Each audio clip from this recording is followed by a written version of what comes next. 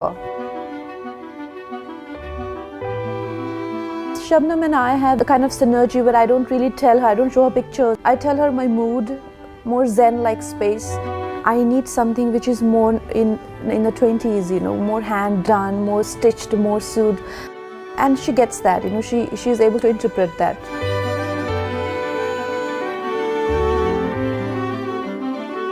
Lately, for past 3-4 years, I've been very aware of the ecological footprints that I leave behind.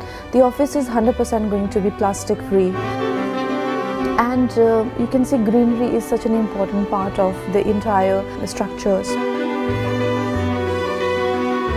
We actually stripped the entire structure down to bare bones. And when we actually stripped it down, we realized it's this gorgeous place that sits between these huge trees which surround it. There was no lighting on the west side whatsoever. We had to create a small cavity to be able to let some of the light stream in. We recreated the entire facade. We zeroed in on the color palette that we thought would be a very gender neutral color palette. We didn't want to go down the route of posters. We didn't want to go down any cliche. And since she is very European in her styling, we decided to go down that route.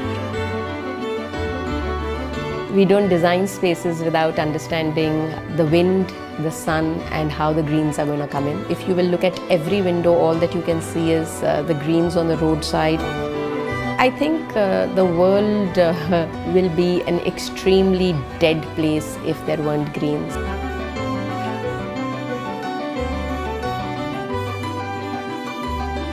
I feel she's a bright mind, and for me to be able to work with her, the idea is to get the best out of her and not to, impose what I think. And that kind of freedom is very important.